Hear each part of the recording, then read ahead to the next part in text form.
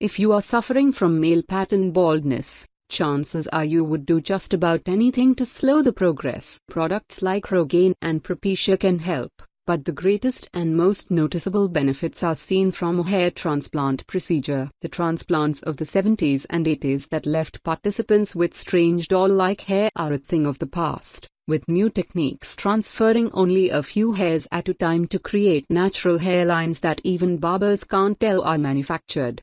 We are talking about surgery here, so it is important to research your surgeon carefully and make smart choices about when to go under the knife. But that's the hardest part. Otherwise, getting a hair transplant can be a lot easier than you think. We'll break down the most important things to know about the procedure. Step 1. Good candidates for the surgery. Both men and women can be good candidates for hair transplant surgery, but they need to meet two qualifications. First, the candidate must have enough healthy hair left on the scalp to be transplanted, and second, the pores on the bald or thinning areas of the scalp need to remain capable of growing hair.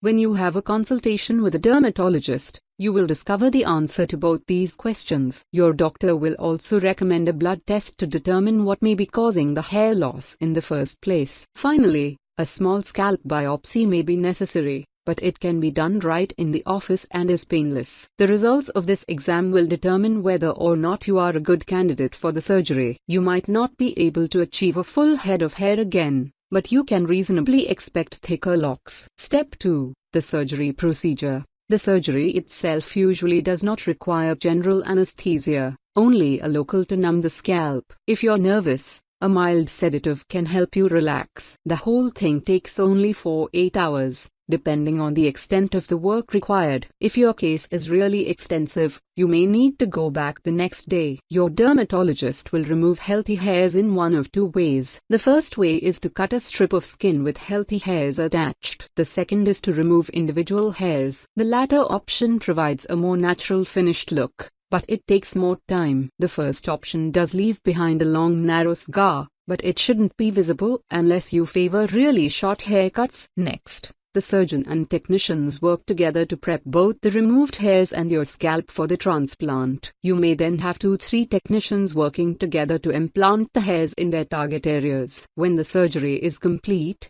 your scalp is wrapped and you will receive at-home care instructions. Step 4. How to time the surgery. It would be fantastic if you walked out of hair transplant surgery with instant results, but alas, it doesn't work that way. Most patients don't see real results from the surgery for 6-9 months, and for some, it takes up to 12 months. In fact, between 2 and 8 weeks post-surgery, the transplanted hair falls out. That is totally normal. In month 3, you may find that your hair actually looks thinner than it did in the first place. With the help of an appropriate medication regimen, you should see new growth in the transplant areas by about month 6. It's important to time the surgery so as to be past the recovery stage by the time many major picture events roll around. Don't get the surgery a month before your daughter's wedding, for example. Remember that even after the bandages come off, there will be a lengthy recovery process, and that you will likely need to take a hair growth medication continually in order to retain the results.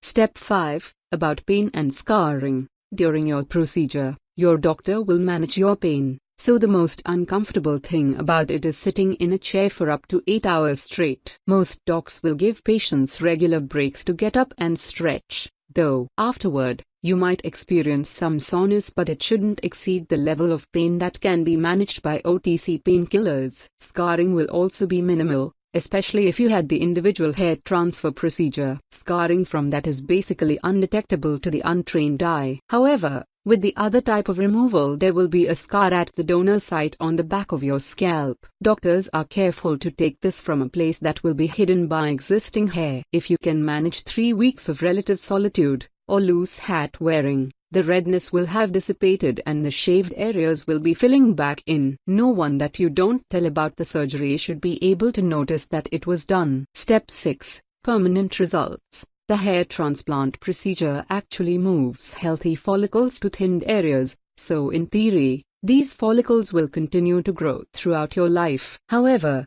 hair loss is often progressive and you can still lose hair in other areas. As time passes, you may start to think about having another surgery. In many cases, your dermatologist will start to build a foundation of hair loss prevention activities before you have your surgery, so that the surgery, recovery, and ongoing care will be part of a continuum that keeps as much hair on your head as possible for the longest time. Step 7. Conclusion. In the end, the most important decision you have to make when pursuing a hair transplant is who your doctor will be. Definitely ask your top contenders to see photos of their work in all phases and even talk to former patients to get a sense of their experience. Skill levels vary a lot from doctor to doctor, as do their prices, so your ultimate satisfaction depends on making a good selection. The procedure itself and the healing process are relatively painless, but don't rush into it. Be prepared to spend a lot of time researching surgeons and then waiting patiently for the results to truly reveal themselves. If you can do that, getting a hair transplant may be easier than you think. Thanks for watching, and please like this video and